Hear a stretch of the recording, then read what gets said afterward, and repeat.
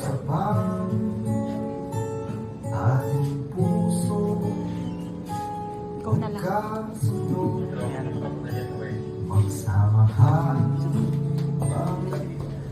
buhay.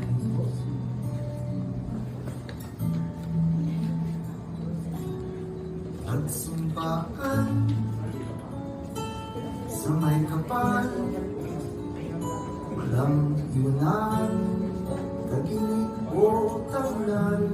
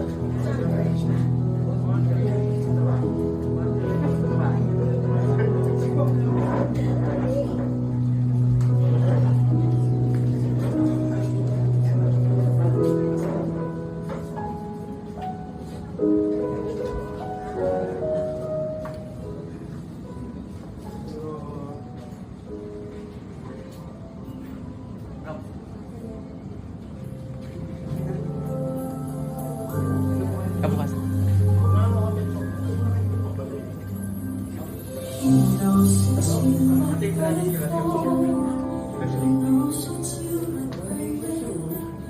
He knows you are my armor, my protector, my relief. He knows you are the music when silence brings me down. He knows you are the perfect fit for the soul behind this gown. And as I walk down the aisle, I couldn't help but smile and cry, 'cause he knows just what I needed in this life. All we know is he knows when we follow his direction. Even though life is short, we'll share forever in salvation. Through this life and beyond, we will let his story with on. 'Cause he knows that I am yours and you are mine. He knows you are the power when I'm feeling weak and sick. He knows you are my harbor that is just within those reach. And knows me. Blessed day to everyone. Isang pinagpalang umaga po sa ating lahat. Today is a very special day for Rogelio and Radka Joy. And of course, not only for them, as well as all those people who love them and care for them. At syempre, kasama po kayo lahat doon sa nagmamahal sa kanila. That's why we are all here today, gathered together to witness them as they join together in the union, in the holy matrimony of marriage. And there's one thing that I want you to remember, Roro and Radka. No, the most important part of this occasion, today you'll be making a promise, a vow to each other. Kayo magsusumpaan, no? Mangangako sa isa't isa. Sa harap ng mga saksi at higit sa lahat, sa harap ng Diyos. You'll be making a promise in front of the witnesses and most especially in front of God. Yun yung pinaka-importanting bahagi na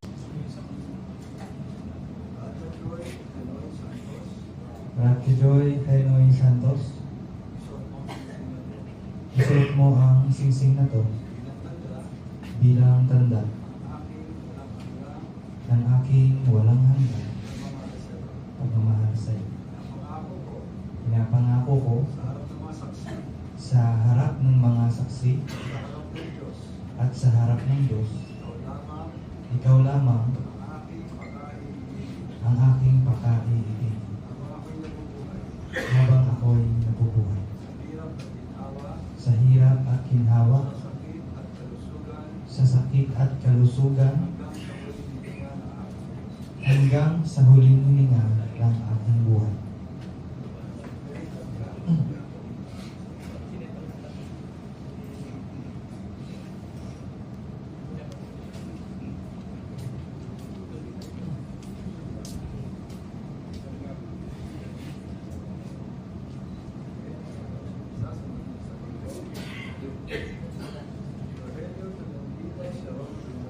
Rogelio Tolentino Serrano Jr. Wear this ring as a sign of my love and loyalty to you. I promise you, in front of the witnesses and in front of God, that I will love you for the rest of my life. For richer, for poorer, for sickness, health, till death do us part. Now at this point, maririnig po natin ang special message, the vows and promises of Roro para sa kanyang asawa.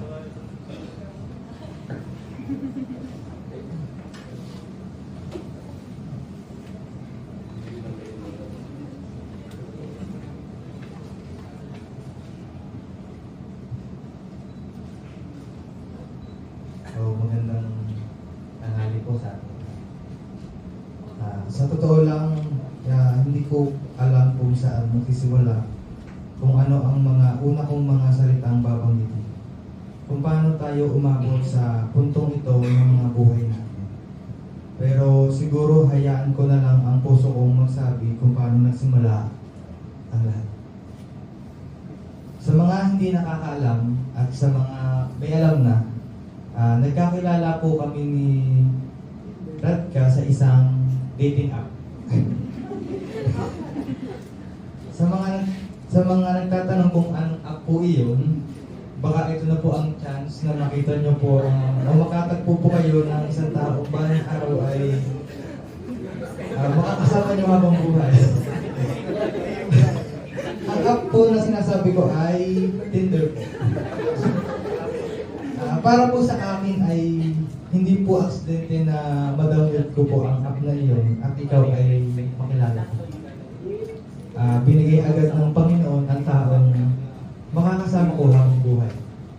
Sa halos 7 taon natin pagsasama, masasabi kong kilalang kilala na natin ang isa't isa. Nasaksihan na natin ang kahinaan ng isa't isa. Nakita mo na akong maging masaya, malungkot, nagalit, umiyak, nasaktan, nalugmok, nanakit at tumawa. Nagsinungaling, nagloko at marami pang mga emosyon at gawa. Doon ko nakita kung paano mo ko tinanggap ng buong buo. Hindi lahat ng experience natin sa isa't isa ay masaya. Ayokong puro kasiyahan lamang ang ibahagi ko sa kanila. Gusto ko pati mga masalmuot na pangyayari sa buhay natin ay maibahagi natin sa kanila. Nandyan nung nag-aaral pa lang tayo, madami tayong struggles ng mga estudyante pa tayo. Ako'y hangang-hanga sa iyo, mahal ko, dahil sa mga hindi nakakaalam, napag-aral po ni Radka ang sarili niya by her own. At sobrang bilib na bilib ako sa iyo, love. Sa trait mo na yon, amazed na amazed ako sa iyo. Madami pang bagay na bilib ako sa iyo. Naranasan na din natin makipagsapalaran sa ibang lugar at ipagsantabi ang pansariling kagustuhan para lang mabuo mo at masabi mo sa sarili natin na naabot natin ang milestone na yon sa ating buhay. Noong bata pa ako, tawa ako ng tawa pag nakikita kong umiiyak ang inay sa tuwing umaalis ang tatay papuntang ibang bansa para magtrabaho. Lagi kong inaasar ang inay noon sa tuwing nahuli ko siyang umiiyak. Hanggang sa naranasan ko sa iyo yun, hindi pala yun nakakatawa. Hindi pala yun masaya. Masakit pala makita mo ang partner mo makipagsapalaran sa ibang bansa at handang isakripisyo ang hindi ka muna makasama ng ilang taon, ilang buwan, ilang araw para lang makita mo siyang mayroon at buuin ang sarili niya kahit ayaw mo umalis ang taong mahal mo. Inay, sorry kung lagi kitang pinagtatawanan noon. Una kang nakipagsapalaran sa malayo, sunod naman ako, nahubog tayo ng panahon love na naranasan natin malayo sa isa't isa. Hindi biro ang lumayo at malayo sa minamahal. At ngayon sa araw na ito na kung saan haharap tayo sa Panginoon at sa mga mahal natin sa buhay, maraming salamat love. Hindi lang ito isang simpleng pagpapasalamat. Itong pasasalamat na ito ay mula umpisa hanggang tayo ay tumanda. Suffering together, struggling together, not giving up on each other, tolerating each other, knowing how to value each other. For me, that is the true life partner. Kudos, partner. I love you so much, love. More lessons to come, Ma'am Santos. How about a big hand for Roro? Palakpakan natin si Roro. And now, it's time for us to hear the special message, the vows and promises of Radka para sa kanyang asawa.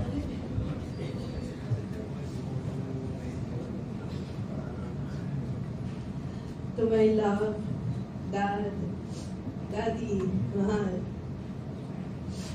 Sa partner ko na napakabait, soft-hearted, medyo iyak, pero sa akin lang naiyak. To the kilingi dati, pero medyo na lang ngayon. Pinakagwapo ngayong araw na ito. Mahal na mahal kita. Nagpapasalamat ako sa Panginoon sa mga nangyari sa buhay ko. Di ba alam mo yung isa sa mga motto ko sa buhay na that God let everything happens for a reason. He truly knows. Pinagpapasalamat ko sa Diyos yung panahong pinagtagpo niya tayo. Hanggang sa ngayon, nagpapasalamat ako sa Kanya dahil ikaw pa rin yung nakatayo dito sa harap ko. Wala akong pagsisisi, walang reklamo. Punong-puno ako ng saya ngayon na ikaw yung makakasama ko pagtanda. Alam ko na marami pa tayong pagdadaanan, pero tanda ako na suring yun. Basta tayong dalawa. Ang pangako ko sa iyo, mula araw na to, palagi kitang mamahalin pa ng masigit pa sa nakaraan. Masiintindihan pa, higit pa sa dati.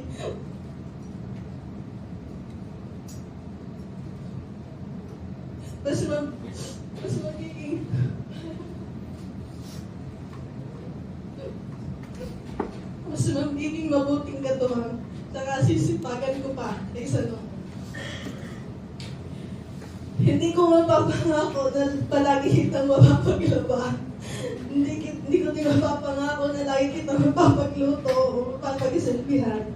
Basta tanging mapapangako ko, tutulungan kita sa lahat ng yun. Tutulungan din kita na iangat yun isa't isa.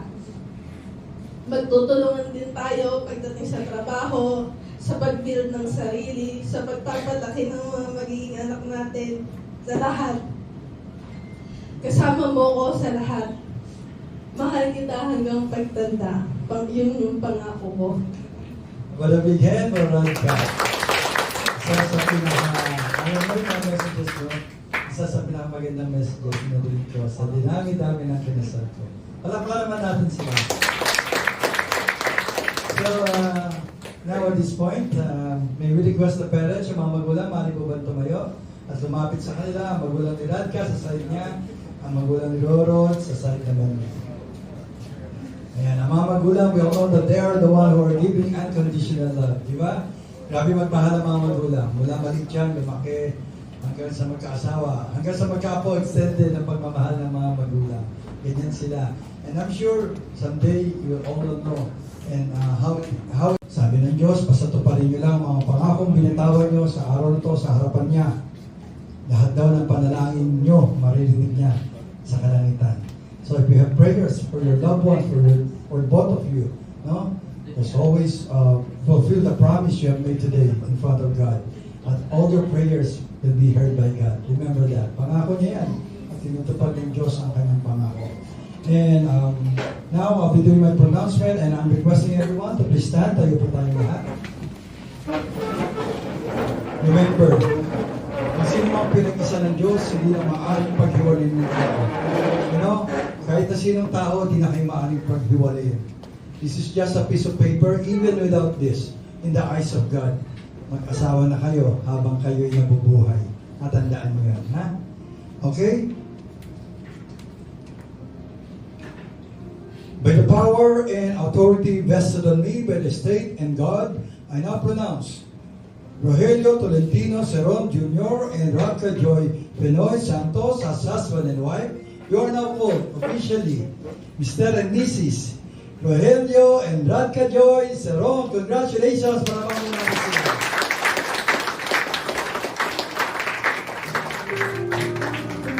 At syempre, a wedding will not be complete without the wedding kiss. Di ba? No? So, ito yung instruction ko, ha?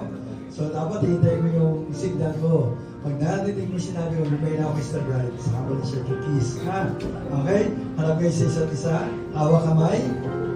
So, hawak kamay kayo. So, kunyari, first time nyo pala mag-kiss. So, ito ha. Pag nag-kiss mo sila, bibilang tayo na 1 to 5. Samahan niyo po ako magbilang ha. Pag after 5, gusto pa nilang ituloy, hayaan na lang natin sila ha. Pasamahin na lang mo tayo. Ayan. So, remember, no? Actually, first kiss nyo to. Alam niyo bakit? First legal kiss, first blessed kiss. Ayan. So, Roro, blessed kiss ito ha. Remember, blessed kiss. Kaya, huwag mukbang, ha? Okay. So, dapat wala ako dito para walang photobanger. Ayan, solo-solo na. Okay. So, get ready, Roro. Gusto mo muna magpunas na bibig. Ayan. Okay. Roro or Rogelio, you may now kiss the bride.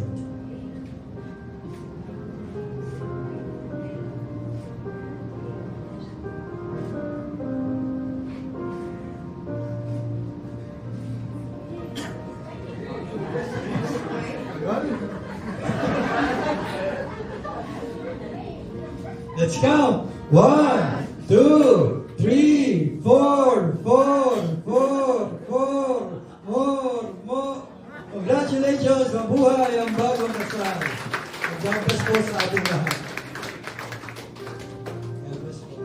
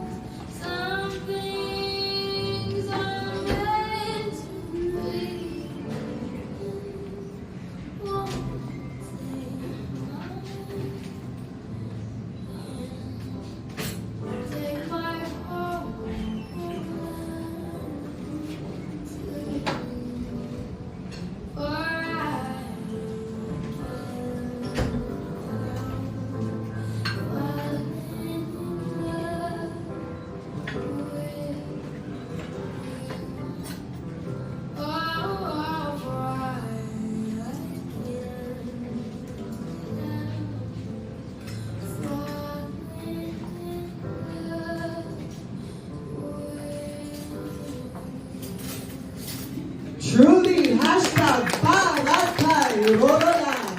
And this time, may we invite the groom and her mother for their dance.